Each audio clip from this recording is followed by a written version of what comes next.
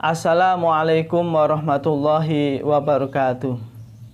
Alhamdulillahirabbil alamin, wassalatu wassalamu ala sayyidina wa habibina wa qurrati a'yunina Muhammadin sallallahu alaihi wasallam wa ala alihi wa ashabihi ajmain, amma ba'du.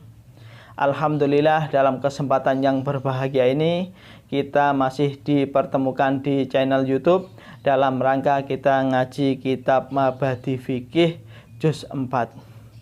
Namun sebelumnya kita doa bersama agar pembelajaran ini betul-betul menjadi pembelajaran yang barokah, manfaah fid dini wad dunya wal akhirah.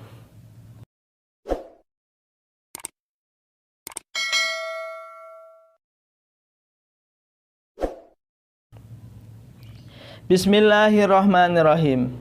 An-najasatu utawi najis al-muhaffafatu kang den entengake. Ya hiya an-najasatul muhaffafah iku baulus sobi, uyuwe bayi lanang cilik, alladzi lam yablu kang durung tumeka sapa asobi al-haulaini ing 2 taun. Walam yatagodda lan durung mangan pikuatan sapa asobi, sapa bayi cilik lanang mau, illa billabani angin kelawan asi, air susu ibu. Begini saya jelaskan. Yang dimaksud dengan najis muhaffafah yaitu air kencingnya bayi laki-laki yang belum berumur 2 tahun dan dia belum makan sesuatu yang mengenyangkan kecuali hanya ASI saja. Dalam definisi tersebut itu ada beberapa catatan. Jadi yang dimaksud dengan najis muhaffafah itu yang pertama harus berupa air kencing. Kalau bukan air kencing, ini tidak disebut dengan najis muhaffafah. Misalkan ada bayi laki-laki umurnya belum 2 tahun, kemudian dia juga belum pernah makan makanan kecuali ASI. Tapi yang dihukumi itu adalah kotorannya. Apakah kotorannya itu muhaffafah? Tidak. Jadi kotoran bayi itu tetap najisnya adalah najis mutawassithah. Sedangkan yang di bab sini yang dimaksud dengan muhaffafah itu adalah hanya air kencingnya bayi laki-laki yang telah memenuhi syarat tadi ya. Maka juga mengecualikan kalau hukum dari darah. Misalkan ada bayi terluka tangannya, keluar darah. Darahnya hukumnya bagaimana? Hukumnya ya najis mutawassithah, sama dengan najisnya air kencing laki-laki yang dewasa, sama dengan kotoran hewan, itu najisnya adalah mutawassithah. Muntahan bayi ini juga sama, hukumnya adalah najis mutawassithah. Jadi catatan yang pertama, yang disebut najis muhaffafah itu adalah dari air kencing. Kemudian catatan yang kedua, yang dimaksud dengan najis muhaffafah itu harus dari air kencingnya bayi laki-laki. Jadi yang kencing itu adalah bayi yang laki-laki. Maka mengecualikan bila mana bayinya itu perempuan ataupun bayinya banci. Bila bayinya itu perempuan, najisnya apa? Najisnya ya najis mutawassithah. Kalau yang keluar kencing itu dari banci, banci itu apa? Banci itu adalah bayi yang mempunyai 2 alat kelamin. Ada yang modelnya kayak laki-laki dan ada yang modelnya kayak perempuan. Semuanya punya. Ini disebut dengan banci. Yang demikian itu hukumnya adalah najis mutawassithah. Ingat, catatan yang kedua, najis muhaffafah itu harus air kencing yang keluar dari bayi yang laki-laki. Kemudian catatan yang ketiga, yaitu umur bayi laki-laki tersebut kurang dari 2 tahun. 2 tahun itu dihitung dari hitungan Komariah atau biasa kita sebut dengan hitungan tahun Hijriyah. Karena Hijriyah dan Masehi itu biasanya dalam 1 tahunnya selisih antara 10 sampai 11 hari. Kenapa kok bisa demikian? Iya, karena memang tahun Hijriyah itu kalau tidak 29 hari, dalam 1 bulannya pasti 30 hari. Kalau sekarang sudah tanggal 30, besok dipastikan tanggal 1. Berbeda dengan tahun Masehi. Kalau tahun Masehi kan bisa jadi itu 29, bisa jadi itu 30, bisa jadi tanggal 31. Kalau sekarang sudah tanggal 31, dipastikan besok tanggal 1. Kalau sekarang tanggal 30, belum tentu. Besok itu bisa tanggal 31, besok itu bisa tanggal 1. Jadi perbedaannya di situ. Maka dalam hitungan 1 tahunnya itu biasanya selisih antara 10 sampai 11 hari. Begitu ya. Kemudian berikutnya akan menjelaskan bagaimana cara mensucikan najis mukhafafah. Kita baca maknanya dulu. Bismillahirrahmanirrahim. Wa tadhuru lan bisa suci apa najis mukhafafah. Bisa suci birosi mahaliha kelawan nyirati panggonane najasatul mukhafafah bil ma'i kelawan banyu. Lah, mudahnya najis mukhafafah itu dibandingkan dengan najis yang lain. Karena najis mukhafafah itu misalkan ada bayi kencing di tempat itu, cukup disucikan dengan ambil air kita percikkan saja. Ini sudah suci. Kalau najis yang lain yang kencing itu anak SMA. Nah, cara mensucikannya harus dihilangkan kencingnya dulu baru kita siram dengan air. Ini jauh berbeda. Kalau najis mukhafafah ringan, cukup kita percikkan saja, ini sudah menjadi suci. Apakah ada dalilnya? Ada. Ini dalilnya dari sabda Nabi liqaulihi sallallahu alaihi wasallam, krana dawe Kanjeng Nabi Muhammad sallallahu alaihi wasallam. Nabi pernah bersabda, yusalu min baulil jariyati wa yurasu min baulil hulami. Yusalu den wasuh apa min baulil jariyati uyuwe wadon cilik, wa yurasulan dan sirati apa min baulil hulami uyuwe bocah lanang cilik. Nabi pernah bersabda, untuk air kencing bayi perempuan itu cara mensucikannya dengan disiram. Disiram sampai najisnya hilang. Sedangkan untuk air kencing dari bayi laki-laki cukup dipercikkan air saja. Nah, hadis ini sebetulnya berawal dari hadis yang lengkap, bahwasanya ada seorang perempuan namanya Ummu Qorin. Ini beliaunya menggendong anak kecil laki-laki. Kemudian ketika dekat dengan Nabi, anak kecil ini digendong ganti oleh beliau Nabi. Jadi yang gendong ganti beliau Nabi. Di pangkuan Nabi tersebut anak kecil itu kencing. Maka Nabi bersabda seperti ini, yusaulu min baulil jariyati wa yurasu min baulil hulami. Jadi mudah saja cara membersihkannya. Untuk anak laki-laki cukup dipercikkan dengan air saja.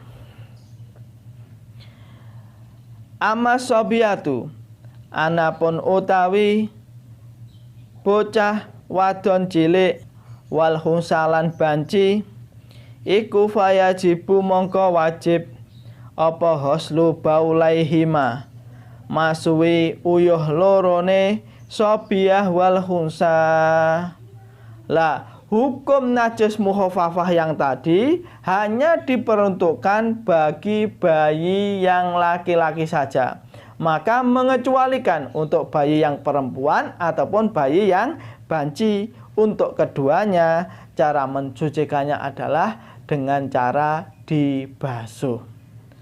Kemudian kalau kita mau melihat di kitab-kitab yang lebih besar, kenapa kok dibedakan antara air kencing laki-laki dan air kencing perempuan? Bisa kita lihat dalam Fiqhul Islami ataupun dalam kitab Bajuri itu dikatakan, jadi di antaranya kenapa kok berbeda?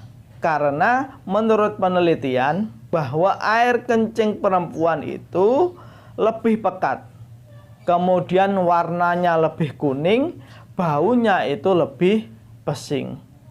Maka wajar kalau perempuan itu tidak cukup air kencingnya itu disucikan dengan cara dipercikkan. Karena air kencing perempuan itu lebih kuat baunya, lebih kuat warnanya, dan pokoknya lebih kuat segalanya. Baunya lebih pesing begitu ya. Kemudian juga ada alasan yang lain, karena biasanya kalau perempuan itu kalau kencing itu menyebar kemana-mana.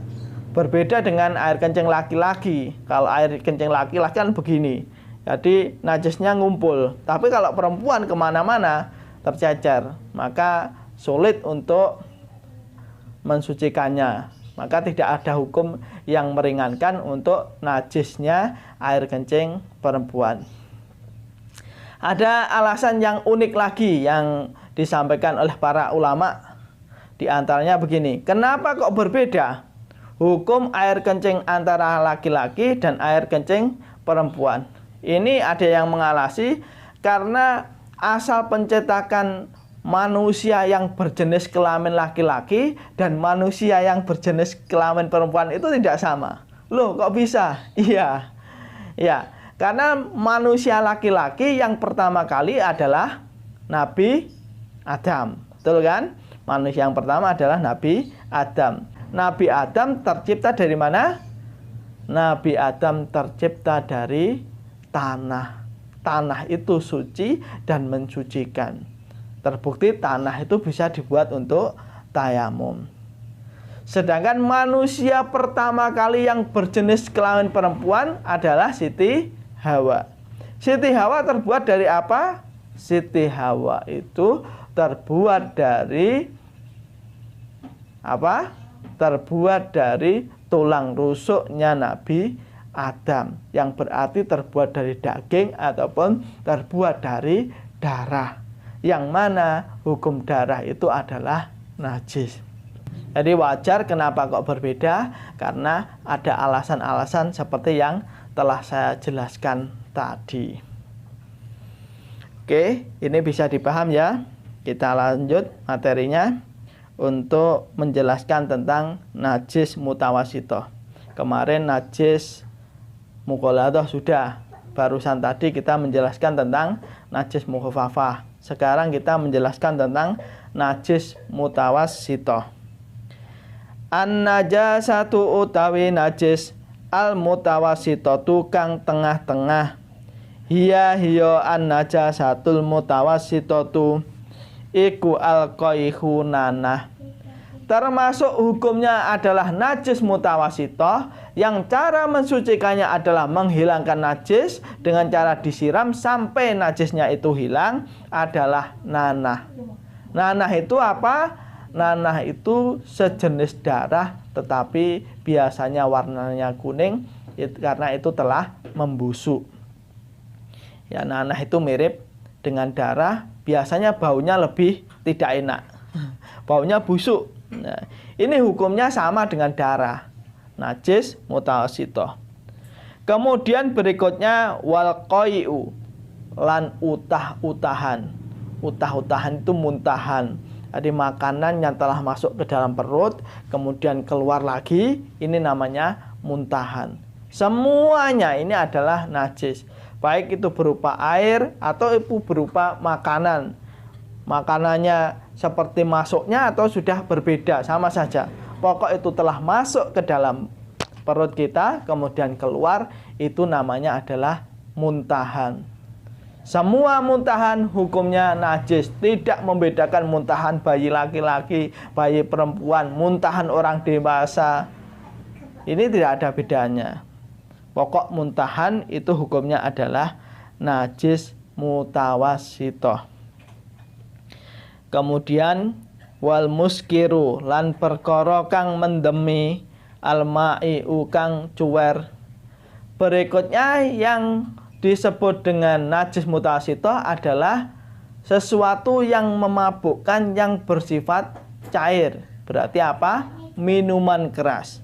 Minuman keras itu memabukkan tetapi berupa benda cair. Karena tidak semua yang memabukkan itu pasti berbentuk cair, tidak semua.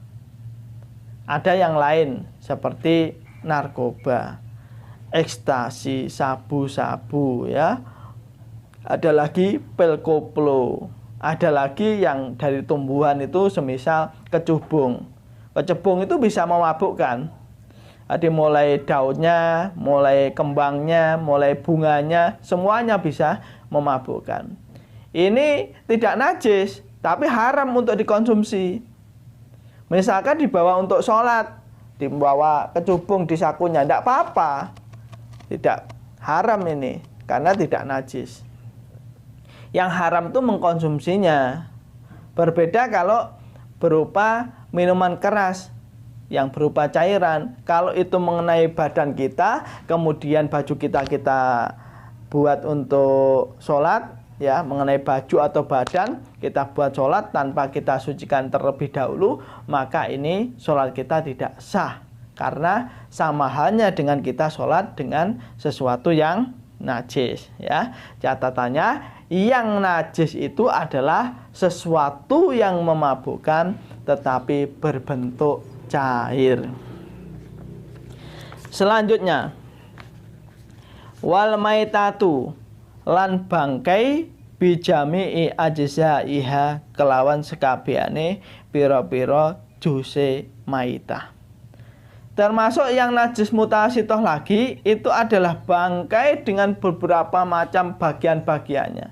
Artinya kok ada kambing mati tanpa disembelih, itu disebut apa? Bangkai. Maka kepalanya kambing yang menjadi bangkai itu hukumnya najis. Kakinya juga najis, ekornya juga najis, pahanya najis, perutnya najis. Karena itu bagian dari najis. Semua bangkai itu najis dan juga bagian-bagiannya juga termasuk najis.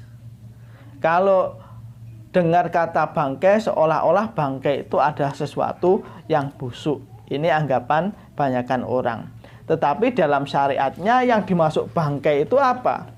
Bangkai itu adalah hewan yang matinya tanpa disembelih yang syah menurut syariat. Itu namanya bangkai. Walaupun itu dagingnya belum busuk, itu disebut dengan bangkai.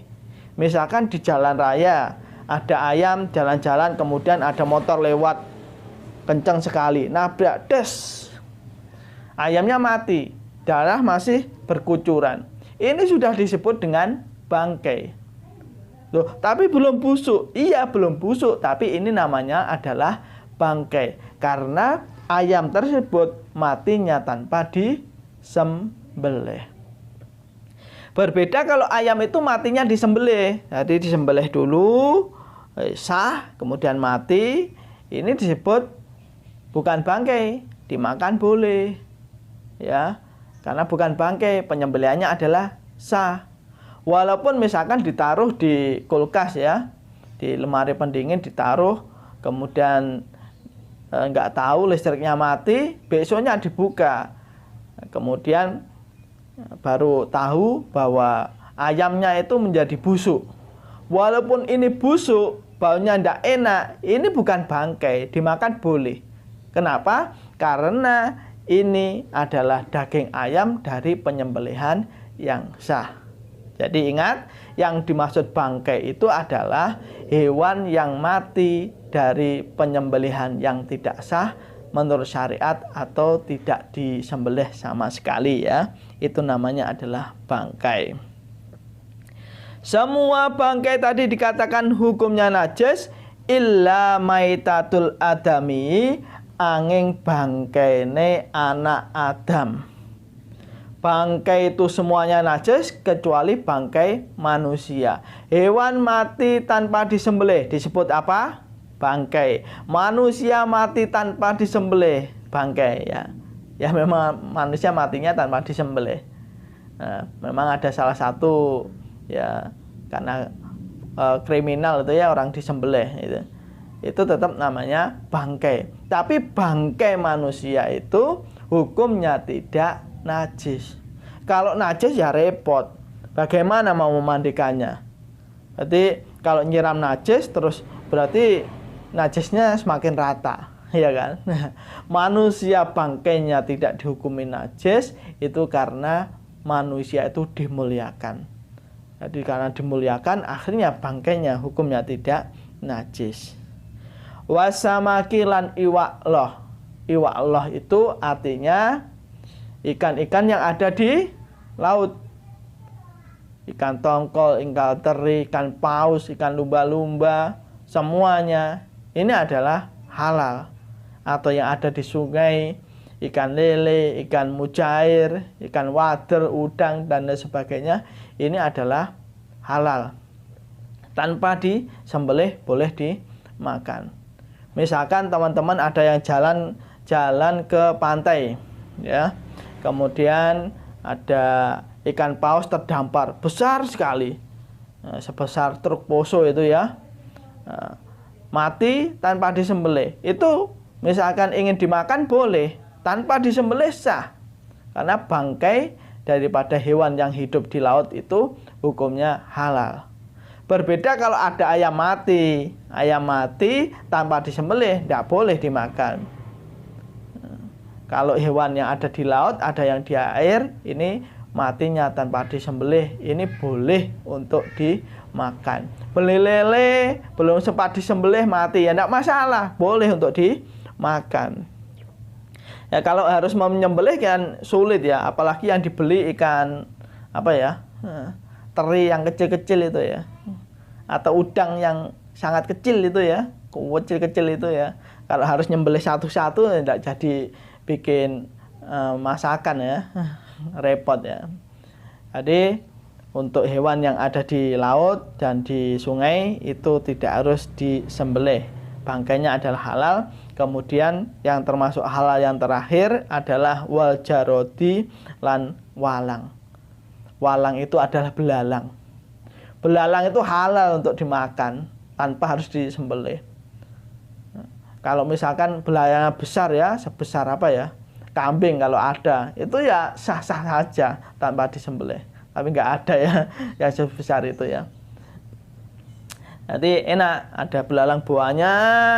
Jadi kalau di Timur Tengah itu pernah ada wabah belalang. Jadi belalangnya banyak sekali. Entah itu dari mana itu ya. Misalkan kita sapu, kita kumpulkan, kita goreng, kita buat peyek ya, rempeyek belalang, atau kita buat crispy belalang. Ini sah-sah saja, halal, tanpa harus disembelih. Sudah mati baru dibuat makanan tidak apa-apa. Ini sah dan halal. Yang selanjutnya termasuk najis wal kharijulan perkara kang metu minasabila ini saking dalan loro. Sesuatu yang keluar dari jalan depan ataupun jalan belakang, baik itu air kencing ataupun berak itu ya yang keluar dari jalan belakang. Ini umumnya seperti itu. Atau yang tidak umum, yang keluar itu nanah, darah atau yang lainnya. Ini najis, semuanya najis. Pokok keluar dari dua jalan itu baik depan ataupun belakang itu hukumnya adalah najis mutawassithah. Illal mania angin mani fa innahu krana temen setune mani iku tahirun suci. Semua yang keluar dari jalan depan ataupun jalan belakang itu hukumnya najis kecuali mani. Mani itu hukumnya suci. Kalau ada orang yang mengeluarkan mani, tidak wajib membersihkan maninya, tetapi dia wajib mandi. Maninya tidak najis, tetapi dia harus mandi. Mandi wajib, mandi besar itu ya. Jadi pokok keluar dari jalan depan sama belakang itu najis, kecuali adalah mani. Kemudian termasuk yang najis lagi, wala banu hayin, lan susune hewan kang isih urip, layuk kalau kang ora kena den pangan, apa lahmuhu daginge hayin. Termasuk yang najis lagi adalah susunya hewan yang masih hidup yang tidak bisa dimakan dagingnya. Contohnya apa? Contohnya adalah kucing menyusui. Kucing itu kalau hamil tua atau setelah melahirkan bayi ya, itu ada susunya yang biasa diminum oleh anak-anak kucing itu ya. Lah, itu hukumnya najis. Susu kucing itu hukumnya najis. Kenapa? Karena kucing termasuk dari hewan yang tidak boleh dimakan dagingnya. Disembelih ya tidak boleh ya. Misalkan mati dengan sendirinya, dimakan juga tidak boleh. Semuanya susu yang masih hidup itu hukumnya adalah najis, ghairul adami, selain daripada anak Adam, sakliyane anak Adam. Maksudnya bagaimana? Maksudnya manusia itu dagingnya tidak boleh dimakan. Manusia dagingnya tidak boleh dimakan, tetapi susunya ini boleh diminum dan itu hukumnya tidak najis. Orangnya masih hidup loh ya. Nah, orangnya masih hidup, susunya diminum oleh anaknya, ASI itu sah dan halal. Wal mufasilu utawi perkara kang kafisah min hayawanin saking hewan hayen kang isih urip iku kamaitatihi kaya bangkene hayen, iku kamaitatihi kaya bangkene hayawanin hayen, sesuatu yang terpisah dari hewan yang masih hidup. Hewannya masih hidup, sesuatu terpisah, misalkan dipotong, ada kambing utuh masih hidup, mau ngundang teman-temannya untuk nyate, tapi yang datang cuma 10 orang. Kalau mau disembelih, ini nanti satu kambing tidak habis. Diperkirakan kalau satu kaki bagian belakang saja, ini sudah cukup untuk dimakan orang 10. Akhirnya bagaimana? Akhirnya ngambil kaki yang bagian belakang, hewannya tidak disembelih. Hukumnya bagaimana?